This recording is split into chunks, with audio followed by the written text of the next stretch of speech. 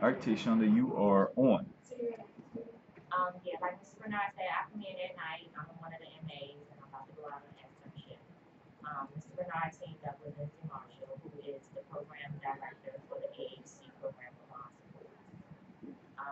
Basically, what it is you will go in and we do screening for Medicaid and Medicare patients who don't know about the available resources that are out.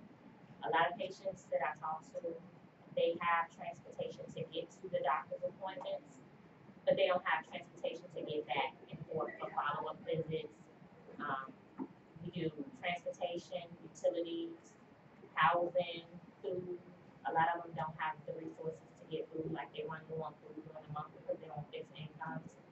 So we do screening, and once we do the screening, we go and put the information in the system, which is a guarded system.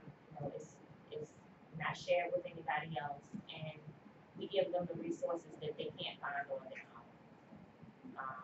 It's a very good program. I encourage everybody to do it. Like I said, I love doing it. I do it in 2 locations.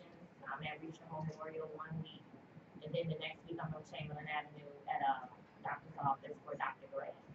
And it gives you a chance to interact with different patients because they're not all elderly. Some of them are me and your ages, and they just don't know about these resources. And it was just a good way to get my foot in the door to learn more about Medicaid and Medicare and what they offer. So I encourage anybody to do the program. Like I said, I love it. You make your own schedules. They have different times and different areas of where you can go and you can train. It's not hard. Um, and that's basically it. Like I said, if you can get out there and you can interact with these patients and you can see who needs help and who doesn't help and you can get them the resources, it makes a big difference to them. Because like I said, they don't know what's out there and what's available. So I just encourage everybody to at least try the program. It works off of your schedule. It's 4 hours a day. You can do day, you can do night, you can do afternoon. So it'll be a good way to get yourself out there. And I was just happy that Mr. Bernard, when he came out with this program, and I said, oh, I'm gonna do this, and everybody in my class was like, oh, we're gonna do it too, but I was the only one that actually did it, and I can say it's a great opportunity. Just since I've been doing it, it's opened up a couple of other doors for me. So I work very close with Lindsay Marshall. I'm now training other students to go out and do it in different places. So, anybody have any questions? Okay. With putting the information into the system, are you using anything that you learned in availability? No, you're just using a bar support system for Medicaid, and it's basically just explaining. You're putting in the patient's information, and you go through a questionnaire and you ask them basically different questions, like, for example, do they need transportation? Some of them might say yes, they have a problem with transportation.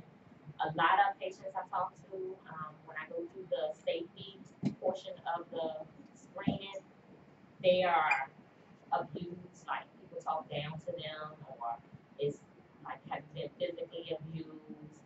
So those resources, once they answer the questionnaire and I go into the system, it gives me a list of different places that I can refer them to. A lot of places offer free transportation for senior citizens. Some give you a discount if you're not a senior citizen.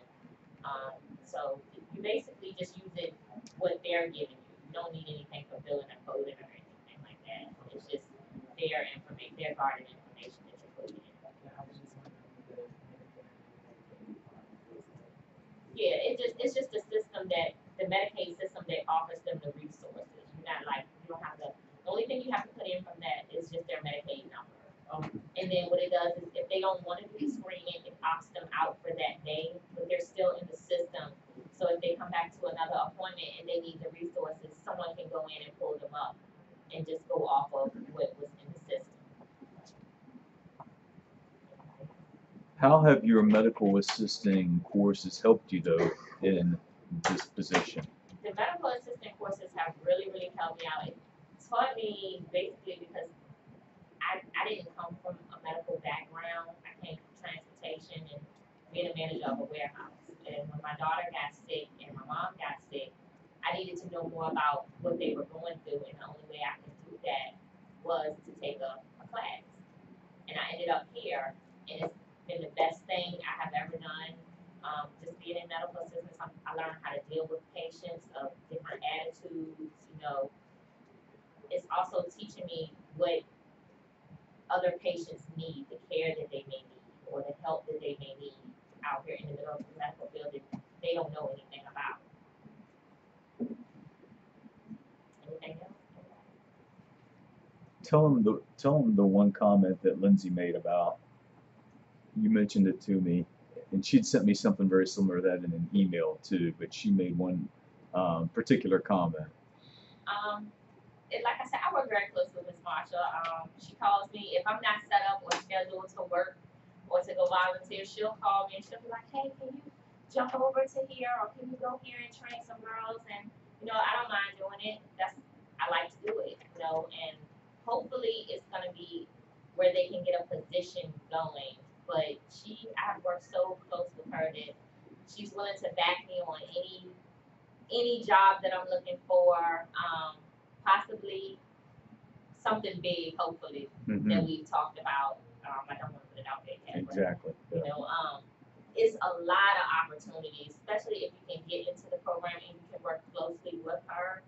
You're learning so much. Like, they're trying to get it as to where it could be a job, possibly.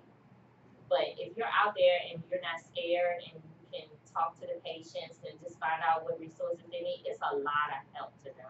It really is, because I see a lot of people that come into the emergency room and they just don't know about the resources. They don't have food, they have trouble with transportation.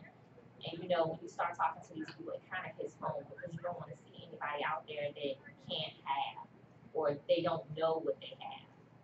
So, like I said, it's a big opportunity. Mr. Bernard did really well putting this together, and I was glad that I could get the opportunity to do it.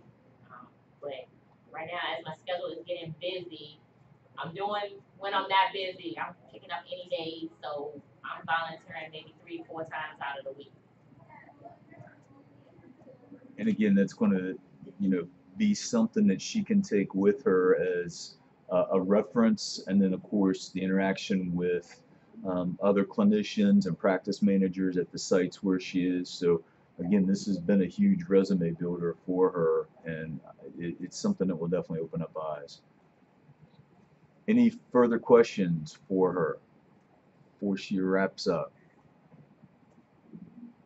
All right, well, thank you so much for your time. I really appreciate it. Yes.